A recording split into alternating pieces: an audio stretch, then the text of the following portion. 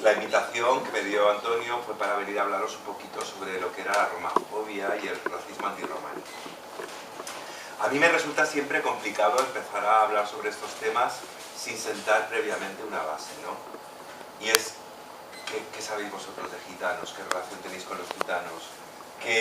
¿Cuál es el concepto que tenéis de los gitanos, ¿no? Eso es muy importante a la hora de poder analizar cuáles son las acciones de rechazo en un momento determinado de los gitanos, porque la romafobia y el antigitanismo tienen muchas maneras de manifestarse. Sobre todo uno de los principales problemas con los que me encuentro cuando hablo de estas cosas es identificar esas acciones. Por una cuestión muy sencilla, porque se parte de la base de los prejuicios, se parte de la base de una serie de verdades absolutas que la gente considera que son gitanas y no identifican que eso puede ser una forma de rechazo. Me refiero, hay verdades absolutas sobre los gitanos como que los gitanos son nómadas. Los gitanos no somos nómadas. Los gitanos somos una población en movilidad. Y estamos en movilidad precisamente porque no somos aceptados en los lugares. Y eso nos obliga a estar desplazándonos de un lugar hacia otro. Otra de las aparentes verdades es que a los gitanos nos gusta vivir al margen, o que nos gusta vivir en una serie de condiciones que parece que van ligadas a la cultura, ¿no? Hay mucha confusión entre lo que es la cultura de la pobreza y lo que es la cultura gitana. A nadie le gusta vivir en la pobreza, a nadie le gusta vivir en malas condiciones. Entonces es un poco chorra plantearse que a los gitanos les tiene que gustar vivir en malas condiciones higiénicas, en malas condiciones de acceso a la salud, al agua, etcétera, etcétera, etcétera, ¿no? Entonces, empezando por ahí, ya nos encontramos con un obstáculo, ¿no? En identificar esa discriminación estructural que ya de por sí padecemos y saber identificarla como tal. Por otro lado, otra cosa que tiene una gran influencia en cómo se percibe a los gitanos tiene que ver mucho con qué tipo de población es la que habitualmente se muestra. No solamente en los medios de comunicación, que eso ya lo tenemos más que visto, la manipulación que existe, y tenemos un ejemplo muy claro en Palabra de Gitano, que es un programa extremadamente prejuicioso, que además sienta verdades sobre prejuicios y además las argumenta en base a una serie de gitanos y gitanas que deciden de manera libre aparecer en ese programa sin darse cuenta de las consecuencias que eso tiene, y en realidad es aprovecharse también un poco de las situaciones de miseria y de las situaciones de falta de formación que tiene mucha de esta gente que aparece ahí, ¿no? Por otro lado, también tenemos una falta de autoestima tan grande como pueblo que cualquier cosa donde aparece la palabra gitano nos parece que ya es una cosa estupenda y que hay que ver porque estamos visibles, ¿no? Eso es un pequeño problema que tenemos nosotros a nivel interno. Pero a mí me afecta mucho también en cómo se percibe a los gitanos, porque se perciben desde un punto de vista como si fuéramos un problema. Nunca se piensa en el pueblo gitano como un grupo étnico, como un grupo que tiene una cultura, como un grupo que tiene sus propias dinámicas, sus propias formas de evolución, y entonces se plantea siempre desde la óptica del usuario de una serie de políticas, del usuario de una serie de programas que consisten en salvar gitanos de la marginalidad.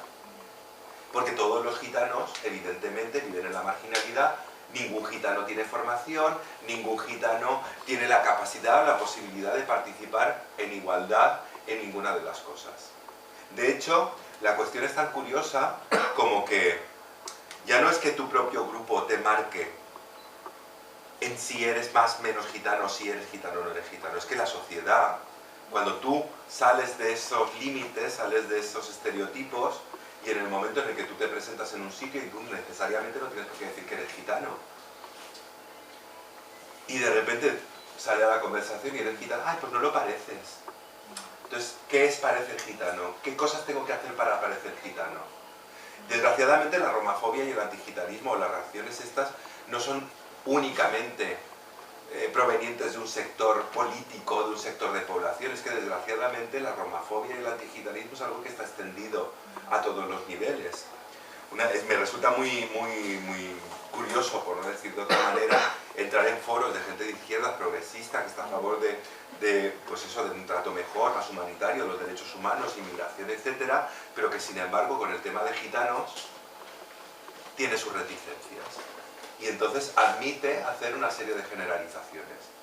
Digamos que un poco el trabajo que yo realizo, lo que yo intento hacer, es tratar de crear un discurso de minorías que sea común a todos.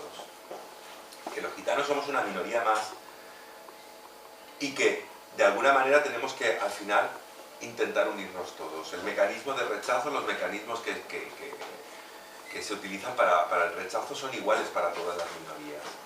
Por eso no tiene mucho sentido que, por ejemplo, yo como gitano no admita las generalizaciones o los prejuicios hacia mi grupo, pero sí los admita a lo mejor hacia el colectivo gay. Y de la misma forma me parece igualmente absurdo y estúpido que personas del colectivo gay que viven en una situación también de exclusión, de rechazo, no admitan las generalizaciones que se hacen sobre ellos, pero sí sean capaces de admitir y de utilizar esas generalizaciones y esas cuestiones hacia otros grupos. Es absolutamente estúpido porque es el típico juego de dividir y vencerás, donde las minorías y los que estamos oprimidos perderemos mucho más tiempo peleándonos entre nosotros que en realidad ver en aquellos puntos en común en los que podemos trabajar. Sentado eso, viendo un poquito cuáles son las dificultades que nos encontramos a la hora de poder trabajar en el tema de romafobia y antigitanismo, pues tendremos que decir que la romafobia y el antigitanismo no es un fenómeno actual, es un fenómeno histórico. ¿Nos queremos remontar más hacia atrás? Pues bueno, sí, podemos remontarnos y mucha gente dirá, bueno, pues el Holocausto, ¿no? El Samudaripen, que es como lo llamamos en lengua romaní, la Gran Muerte. Algunos, los afortunados que sepan algo sobre el Samudaripen, que parece ser que está como muy monopolizado en un tipo de víctima, cuando en realidad pues hubieron muchas víctimas, hubieron homosexuales, republicanos, personas con discapacidad y gitanos. Lo que sabe muy poca gente es que en esas cámaras de gas, en ese Samudaripen, según estimaciones, aproximadamente el 80% de la población gitana europea desapareció. Eso supone prácticamente una extinción. Estamos hablando de un genocidio que a nivel de porcentajes es muchísimo más alto que incluso el que padecieron los judíos. Sin embargo, fijaros hasta dónde llega la romafobia y el antigitanismo, que los gitanos no fuimos reconocidos como víctimas del Holocausto hasta el año 1982. Y fijaros hasta dónde llega el tema, que solamente hasta hace 2 años tuvimos un monumento conmemorativo hacia las víctimas del Holocausto. Eso es muy evidente de que algo está pasando con los gitanos, de que los gitanos no se perciben como un grupo que sufre, se perciben como un grupo marginal, y en muchas ocasiones, cuando aparece la noticia sobre gitanos, la víctima se le culpabiliza de su ataque. Eso es algo tan canalla como que a una mujer la violen y que la acusen de ir provocando para la violación. Es el mismo mecanismo perverso que se utiliza en ese caso, es el que se utiliza cuando tú ves a un grupo de gitanos que ha sido agredido y entonces lo primero que se piensa o se plantea es que estaban creando problemas, son asociales, porque claro, eso los nazis ya lo tenían clarísimo. De hecho, el símbolo que nos diferenciaba en los campos de concentración era un triángulo marrón que era el triángulo de los asociales, con una R. Porque una de las grandes contradicciones que tuvieron los nazis con nosotros es que nosotros somos más arios que ellos, si nos ponemos en esta cuestión. El grupo gitano es un grupo que proviene en su mayoría de diferentes partes de la India y precisamente del Valle del Indo, que es donde estaban los arios. Entonces los nazis en un momento determinado, para poder luchar con esa contradicción de por qué exterminaban a los gitanos, ellos planteaban que sí, que los gitanos eran de origen ario, pero que solamente un 10% de la población sería verdaderamente pura aria. El resto sería, y ahí es donde aparece el término mestizo, el gitano mestizo, que ellos decían que en su mayoría los gitanos se habían mezclado de tal manera con la población que habían dado lugar a una subcultura, un subproletariado infecto, tóxico, que no se podía considerar como grupo. Y es ahí donde se acuñan esos términos de pureza gitana, de tal y cual, que luego, desgraciadamente, escuchamos que se utilizan en muchos lugares, ¿no? Claro, eso esa fue la excusa que ellos buscaron para seguir exterminándolos. Pero el Holocausto no es ni más ni menos que la culminación de un antigitanismo y de una romafobia que ya se producía. De hecho, uno de los éxitos que tuvieron los nazis para poder exterminar a los gitanos tiene mucho que ver con los controles étnicos que se hicieron en el periodo de entreguerras. Antes de que llegaran los nazis al poder, ya los gitanos teníamos la prohibición de asistir a determinados lugares, y en muchos lugares ya se practicaba la esterilización de gitanos antes de la época nazi, que eso es algo que la gente en general sabe muy poco. Cuando llega ya la época nazi, los primeros deportados que los encontramos hacia los campos de concentración son gitanos y gitanas que llevan una vida perfectamente acomodada en el lugar donde estaban. De hecho, muchos de ellos son incluso militares condecorados de la Primera Guerra Mundial que lucharon por Alemania. Esos fueron los primeros que se fueron a los campos de concentración. Pero es que luego, si nos ponemos a observar las fotografías de la gente que se llevaron deportada, por eso me he traído este libro, que es el catálogo del pabellón romaní que existe en Auschwitz. Si nos ponemos a ver a los gitanos y gitanas que aparecen en estas fotografías, la gran mayoría de ellos no llevan trajes folclóricos o tradicionales, van vestidos a la moda de la época. Van vestidos a la moda de la época, y además la mayoría de los niños que aparecen, cuando aparecen en las fotografías, son niños que aparecen, podéis echar un vistazo si queréis, lo vas pasando. La mayoría de los niños que aparecen son niños que están en la escuela y salen con su pupitre, con su librito y con su mapa detrás. Las historias que se cuentan cuando vas a ver el pabellón son de chavales que están en una universidad y que de repente entran y los sacan de clase y se los llevan al campo de concentración. Nosotros en esa época teníamos una clase intelectual burguesa que estaba emergiendo. De hecho, cuando nos ponemos a mirar personajes relevantes de la historia de los Roma, podemos ver que médicos, escritores, poetas, no solamente músicos y cantantes, que yo estoy un poco hasta las narices ya de eso, que al final nos vamos a quedar como pasa con los afroamericanos, que solamente saben jugar al baloncesto y cantar y bailar. Y a nosotros nos está pasando un poquito lo mismo. Nos están convirtiendo en un objeto folclórico que cantamos, que bailamos, que hacemos fiesta, pero que no son tenidos en cuenta para otra cosa. Eso es algo que yo critico mucho, no solamente desde la sociedad mayoritaria, sino desde la utilización que se hace de muchas asociaciones de esa promoción de un folclorismo mal entendido. Entonces, ahí ves un poquito las fotografías que hay, etc. La situación que se despierta en Alemania con los nazis, por centrarnos un poco en esa época como uno de los mayores exponentes, tiene que ver con una situación de crisis, de insatisfacción, de revancha también después de la Primera Guerra Mundial, los tratados que se hacen con Alemania. La gente está crispada, la gente está mal, y surge un grupo populista. El grupo nazi es un grupo populista que además empieza a meterse en muchos temas de caridad hacia los alemanes. Vamos a ayudar a los alemanes están muy mal, los alemanes primero. En ese clima, un grupo, que en principio es un grupo apartado, aislado, que tampoco tiene mucha mayor relevancia, va cogiendo importancia.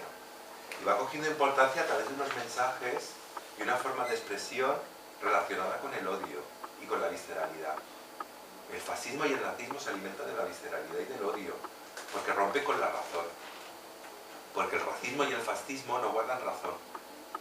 Lo que empujan es la visceralidad y empujan a la gente a que salte y a que olvide el pensamiento racional para lanzarse como una fiera con aquello que le está saliendo desde aquí. Claro, yo estoy diciendo esto, pero es que si nos paramos a pensar ahora, estamos exactamente en la misma situación. Y de hecho, esa visceralidad y ese odio efectivamente, y como bien dicen, los populistas no es de izquierdas ni de derechas.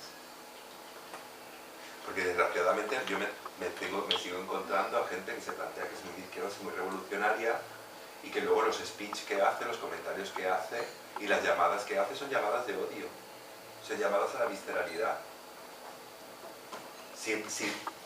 O sea, entiendo que seamos reactivos en algún momento, pero no tenemos que ser reactivos, tenemos que ser proactivos. Tendremos que plantear soluciones, porque vomitar mierda y hacer una catarsis colectiva es muy sencillo. Criticarlo todo es muy fácil también, con razón o sin razón, pero ¿cuál es tu aporte? ¿Cuál es tu trabajo y qué es lo que aportas tú para que esas cosas cambien? Porque que tú te pongas a vociferar como un perro para decirme que eres más rojo que nadie, eso me lo paso yo por la planta del pie. Lo que yo te quiero ver es dónde estás tú y qué es lo que estás haciendo para mejorar la situación. Y nos estamos conformando con esa mediocridad, nos estamos conformando con esa falta de pensamiento y esa falta de acción real hacia un cambio, y nos quedamos en esa parte, en esa fase de catarsis. Yo siempre digo que con lo de los indignados y todo esto, que está muy bien, que fue un movimiento que surgió y que apoyamos todos, yo creo que unánimemente, pues la indignación nos llevó a la frustración. Y ahora estamos jodidos y cabreados. Entonces, como estamos jodidos y cabreados, el discurso es muy visceral. Y lo que está triunfando son discursos viscerales y simplistas. Y simplistas porque estamos en una época de mediocridad. Y para los mediocres, lo excelente es la mediocridad. Lo que no les cuesta mucho de pensar, lo que no les cuesta mucho de entender, lo que les lleva directamente a lanzarse como hienas hacia cualquier cosa. Porque el objetivo es buscar el enemigo, el objetivo no es buscar justicia, sino ser justiciero. Y esa situación es la que estamos viviendo en este momento. Y se nos acercan unas elecciones. Unas elecciones europeas que van a estar muy marcadas precisamente por esos grupos populistas, que se están moviendo alrededor de toda Europa. Y su consigna es, no somos ni izquierdas ni de derechas. Somos la voz del pueblo. Pero vamos a ver, pedazo de fantasma. ¿A ti quién te eligió la voz del pueblo? ¿En qué momento Dios te ungió de luz y te convirtió en la voz de todo un pueblo? Estamos hablando de mesianismo. ¿El mesianismo a dónde nos lleva? Volvemos otra vez a los caudillos, a los Führers, a los que hablan en la voz del pueblo y no sé cuántas cosas más. Lo peligroso de todo esto es que la gente no es capaz de analizarlo. Lo peligroso de todo esto es que la gente no guarda la memoria histórica. Lo peligroso de todo esto es que la gente no analiza, que se lanza a la presa. Estamos en una era en la que las personas no son lo que son, sino lo que ponen en el Facebook, en su estado del Facebook. Las personas son lo que muestran o lo que aparecen en sus audiovisuales o en las cosas que colocan. Estamos en una cultura de usar y tirar, donde un eslogan funciona porque se repite y porque va acompañado de una imagen, pero no porque la idea en sí pueda resultar más o menos interesante. Desgraciadamente estamos en ese plano. Claro, eso ayuda mucho a la gente que hace análisis simplistas. ¿Tantos parados? Pues tantos inmigrantes fuera. Es algo muy simple. Si no profundizas, no tienes necesidad de llegar a más y quieres quedarte con eso, es un mensaje que gana. Y además, los fascistas nos han ganado el terreno y nos lo siguen ganando. ¿Y por qué? Pues muy sencillo. Porque nosotros, como somos tan intelectuales, tan rojos, tan comprometidos y somos tan guays, nos relacionamos solamente con aquellos que son guays, alucinantes como nosotros y súper rojos. Pero pedagogía social hacemos, vamos a los barrios, explicamos cómo son las cosas. No, esta gente sí. Esta gente se va a los barrios, les da las 4 consignas y les da un regalito. Y resulta que es que ya no son tan nazis. No los percibimos como tal, es que son patriotas. Es que acabo de llegar de Atenas y he estado con todos los grupos antifascistas. La sensación general que se respira en muchos lugares es que la Golden Dawn no son tan nazis. Es que están haciendo cosas por Grecia, lo que pasa es que son unos patriotas y la gente no los quiere entender. Y eso nos va a llegar a nosotros ya, si no nos está llegando. De momento, no ha habido todavía ningún partido de ultraderecha que haya sido capaz de regenerar su discurso de tal manera que pueda pillar eso. Quizás los de Vox, veremos a ver. Pero es muy probable que las cosas empiecen a ir por ahí. Aquí ha habido varios intentos ya de introducir ese nuevo discurso del fascismo, donde principalmente los grupos perseguidos son los musulmanes, la islamofobia y la romafobia. Y cuidadito, que pertenecer a una minoría no significa que seas más progre y que entiendas mejor las cosas, ¿eh? Porque precisamente en los colectivos gays, sobre todo de Holanda, etcétera, están absolutamente ligados con muchos grupos de ultraderecha que son islamófobos. Porque claro, los musulmanes están en contra de los derechos de la mujer, los musulmanes están en contra de los homosexuales, porque los musulmanes, con esa generalización estúpida, con esa falta de conocimiento absoluto de qué es el Islam, y además, cuando haces ese tipo de señalizaciones, no solamente es que estés generalizando, que ya de por sí ya está mal, es que además los grupos de las feministas musulmanas, los grupos de los colectivos gays musulmanes, los estás poniendo en el mismo lugar y les estás haciendo la vida mucho más difícil. Tú no estás contribuyendo a nada. Tú estás dándote tu historia de que eres la más progre o que eres el más progre y que eres el más guay. Pero no estás analizando, ni estás trabajando, ni entendiendo nada de lo que sucede. Y además hay una tendencia muy grande a oficializar la diversidad, ¿no? Y además se oficializa de una manera en la que hay una identidad única. Si yo soy gitano, solo soy gitano, pero no puedo ser maricón, ni puedo ser inmigrante, ni puedo tener ninguna incapacidad. Me meto en el cajón de los gitanos. O sea, los discursos que estamos manejando están anquilosados. Son discursos faltos de riqueza, faltos de entendimiento, faltos de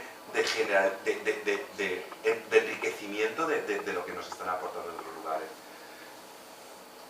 Y eso incide directamente en la romafobia y el antigitanismo. No solamente en la romafobia y el antigitanismo, sino en el trato de cualquier tipo de diversidad.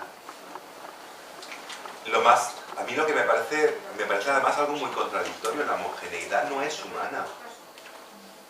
No existe ninguna homogeneidad que pueda ser natural. Homogéneo puede ser, o iguales pueden ser los robots que los hacen en una fábrica, que guardan los mismos componentes, que están cortados a medida, pero las personas, lo natural y lo habitual en un grupo humano es que sea diverso. Entonces, ¿por qué no admitimos la diversidad? ¿Por qué tratamos de generalizar y homogeneizar y los vemos como grupos monolíticos? Los gitanos somos machistas, los gitanos somos ladrones, los gitanos somos vagos, los gitanos somos... Claro, eso está en todo el subconsciente colectivo. Y eso se nota en las primeras reacciones, en tu reacción, en tu visión, en cómo va un niño a la escuela, cómo es tratado el niño en la escuela, cómo eres tratado tú como joven, cómo te relacionas con el exterior, qué es lo que oyes cuando vas en el autobús, qué es lo que pasa cuando entras en un mercado o en un supermercado y de repente tienes al vigilante detrás. Son un montón de factores, una discriminación estructural que luego se acaba viendo reflejada en cuestiones muy concretas. Acabo también de estar en el Summit de Bruselas. En el Summit de Bruselas se juntan todos los señores que son presidentes, primeros ministros y que tienen una situación muy buena, y entonces entre ellos deciden cuáles son las políticas de integración para los gitanos. Porque como los gitanos somos tontos, que no sabemos lo que queremos, ni tampoco tenemos la inteligencia ni la capacidad como para decidir, estos señores se reúnen y deciden qué tipo de políticas van a realizar con nosotros. En ningún momento he escuchado yo hablar de empoderamiento, hablar de que los gitanos deben de participar en los órganos de decisión. ¿Cuántos gitanos conocéis que estén en panorama político y que tengan un puesto relevante y que tengan una importancia en lo que están haciendo? Muy pocos. Muy pocos, porque también dentro de los propios partidos el discurso de la diversidad, incluso los de muy de izquierdas, los muy progresistas, el discurso de la diversidad es pobre. La gente entiende muy poco acerca de identidad, diversidad, relaciones, interculturalidad. Entonces, si esos elementos no se introducen y no se hace un discurso que sea más inclusivo, que sea más participativo, estamos cayendo en la vieja escuela. La vieja escuela de toda esta pandilla de rancios que están moviéndose por ahí. Se supone que somos izquierda y que somos novedad, tendremos que ser creativos y tendremos que aportar algo nuevo. O sea, yo muchas veces he participado con el PSOE en los programas que se estaban realizando para gitanos. Estoy hasta las narices. Desde hace 20 años que se plantea la misma cosa. Y además, el caballo de batalla es la educación. Sí, claro que sí, que la educación es muy importante. ¿Y qué hacemos con los que ya están educados? ¿Qué hacemos con un sector de población gitana que tiene una formación media, que además no vive de la calidad social, ni vive aislado en no sé dónde? Es que somos los gitanos invisibles. Somos los gitanos que no aparecemos en ninguna de las estadísticas, porque las estadísticas sobre gitanos que se hacen son sobre los que no van a la escuela, sobre los que no trabajan, sobre los que piden las ayudas sociales, sobre no sé cuántas cosas más. Con lo cual, ¿cuál es la imagen que recibe la sociedad mayoritaria en general? Que los gitanos viven sin educación, viven en situaciones tal y cual, y eso afecta también a la propia autoestima del grupo. Porque nos encontramos con el síndrome Pigmalión. Cuando tú vas a una escuela y le preguntas a un niño que acaba de hacer la gamberrá, le dices, nene, ¿por qué has hecho eso? Ah, porque soy gitano. Empezamos a asimilar y a adquirir las imágenes que tienen de fuera desde nosotros y las empezamos a retomar como si fueran señas de identidad propia. Eso es muy peligroso. También en la medida en la que existe esa romafobia y antigitanismo, ese rechazo hacia lo gitano, las personas que estamos dentro del grupo y que representamos esa diversidad, nos lo ponéis mucho peor. ¿Por qué? Pues porque si hay un rechazo desde la sociedad mayoritaria y una persecución de la sociedad mayoritaria, el grupo se va a cerrar más sobre sí mismo y entonces va a adquirir una identidad de resistencia. Yo soy más gitano porque soy menos parecido a ti. Y entonces todo lo que represente un cambio, todo lo que representa la variedad, lo voy a entender como que es una cosa externa que viene de los payos y entonces me voy a fallar. Y entonces, ¿qué es lo que hacemos? Cerramos la puerta a que muchas de las personas gitanas, hombres y mujeres, que llevamos una vida diferente, que hemos roto con tradiciones, con historias, porque hemos decidido hacer otra cosa, sintiéndonos gitanos y siendo tan gitanos como el resto y teniendo la misma voz que el resto, nos vemos muy perjudicados. Porque se nos dificulta mucho más, nos encontramos con muchos más obstáculos. Los discursos sobre diversidad ahora mismo tienen que ir generados hacia lo que es la interseccionalidad y la discriminación múltiple. Una persona no solamente es una cosa, la identidad es una cuestión muy compleja. Uno no es solamente una cosa en su vida, uno es muchas cosas, en muchos momentos de su vida. Y la conjugación de todas esas cosas en sus diferentes medidas y proporciones es lo que te convierte en individuo. Nos olvidamos del individuo, nos olvidamos de esa no homogeneización de las cosas, ¿no? Y eso incide directamente sobre la romafobia y el antigitanismo. Sí, la romafobia y el antigitanismo al final es el resultado de un montón de factores que suceden debajo. Si partimos ya de todas esas ideas, la romafobia y el antigitanismo crecen naturalmente, porque encuentran el caldo de cultivo necesario para poder desarrollarse de esa manera, ¿no? Ahora actualmente estamos en una situación donde la romafobia y el antigitanismo están de una manera muy exacerbada. Tenemos, por ejemplo, el caso de Hungría. En el caso de Hungría, las manifestaciones antigitanas son diarias. La atmósfera que se ha creado de rechazo y de miedo hacia los gitanos es general. Es un poco lo que decía Goebbels, ¿no? Que a base de repetir algo se acaba convirtiendo en una verdad. O sea, lo primero que hicieron los nazis cuando llegaron al poder fue poner en marcha la maquinaria de publicidad, que es la que servía para que la gente se adoctrinara y se creara una atmósfera propicia para hacer una serie de cosas. Es que eso lo tenemos ahora actualmente. Cuando vemos ahora las noticias y analizamos un poquito las noticias donde aparecen los gitanos, vemos Hungría, Jobbik, persecución de gitanos. En el año 2009, 8 gitanos muertos, entre ellos un niño de 1 año o 2. Son asesinatos, son pogroms. Cuando entran los grupos en un barrio y queman, matan, asustan, atemorizan, persiguen. Eso es Hungría, pero es que en Italia tuvimos las expulsiones y los controles étnicos, que además venían motivados precisamente por la ligazón que tenían estos grupos de ultras con la mafia, que tenía intereses en cogerse algunos de los campos gitanos que habían por ahí para construcción, que es lo que originó la primera quema de campos gitanos. Esos fueron algunos, otros fueron, me acuerdo que uno se sucedió porque una chica tenía un novio gitano Hicieron el amor, como la niña ya no era virgen, acusó al gitano de violación y fueron y quemaron los campamentos. Luego la niña lo retiró, dijo que no era verdad. Pero ya habían quemado todos los campamentos. A partir de ahí nos encontramos con el caso de Francia, las expulsiones, que el caso más reciente fue el de Leonarda Di Brani, una chica gitana rumana que estaba en una actividad de su escuela y de repente llega la policía en mitad de todos los niños, la sacan de la escuela para deportarla. Es que esa política es la misma que llevaban los nazis, salvando las distancias.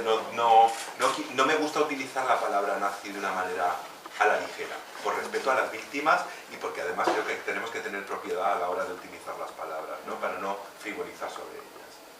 Pero los procedimientos eran procedimientos... En Francia hubo un gran escándalo con una deportación de gitanos donde colocaron, exactamente igual que hacían en los vagones nazis, a las mujeres en un lado y a los niños en un lado y a los hombres en otro, para evitar que se escaparan. A mí me gustaría ver si eso ocurriera con otro grupo étnico en Europa, cuál hubiese sido la reacción internacional. Pero como son gitanos, no pasa nada. En la República Checa, asesinatos de gitanos. En Eslovaquia, el muro. Hay un muro que separa la población gitana de la población no gitana. Además, en los años 90 salió un videojuego que consistía en atropellar gitanos y cada gitano que atropellabas aparecía un adoquín que era el que construía el muro. Si nos vamos a Alemania, tenemos las deportaciones de los gitanos kosovares. Gitanos que además han padecido lo indecible y que además, según el Comisario Europeo de Derechos Humanos y otras organizaciones, han pedido por favor que no se les repatrie, porque repatriarlos es una condena de muerte con los conflictos étnicos que siguen habiendo allí. O sea, nos encontramos en una situación que a la gente le pasa un poco desapercibida, porque los gitanos solamente pasamos muy desapercibidos. Pasamos muy desapercibidos por lo que os decía antes y porque los gitanos siempre somos culpables de lo que nos ocurra. Porque como somos asociales, somos pobres, creamos problemas, robamos, vendemos droga y no sé cuántas cosas más, pues entonces es lógico que haya una reacción antigitana. Esos yo creo que son los principales problemas con los que nosotros nos hallamos, haciéndonos un recorrido así en grande, ¿no? Desde esas... Bueno, a nivel histórico, por ejemplo, en Rumanía los gitanos fuimos esclavos hasta hace 100 años. Vivíamos en régimen de esclavitud. Hay un montón de partes de la historia que la gente no conoce. Hay una historia romaní que está perfectamente olvidada en los libros, olvidada en muchos lugares. Muy poca gente puede decirte intelectuales romaníes que hayan contribuido a la cultura europea. El himno de Eslovaquia fue escrito por un gitano. Por ejemplo, un gitano húngaro. Charles Chaplin era gitano, por ejemplo. Y algunas otras personas que aparecen continuamente en la historia. Un premio Nobel que era matemático, creo. La primera mujer que trabajó en una universidad contratada, que fue en Suecia en el año 1800 y pico, era una gitana que era matemática. Esas son noticias que ni siquiera los propios gitanos manejan. Porque nosotros nos manejamos con la historia que los demás han escrito sobre nosotros. Es ahora cuando empezamos a tener una historia escrita que la escribimos nosotros. Y empezamos a tener unas opiniones que las escribimos nosotros. Pero hasta ahora nosotros hemos vivido de lo que los demás contaban de nosotros. Entonces, por eso es muy complicado. Por eso hay que hacer una revisión también de los materiales pedagógicos, de la historia, de los acercamientos. Y ya que estamos hablando de partidos políticos, yo entiendo que los partidos políticos que son de verdad de izquierdas y progresistas tienen que introducir este factor dentro de su discurso. No pueden mantenerse al margen de ello. Porque además se les está escapando una parte de población que es a la parte de población que les interesa que esté integrada adentro.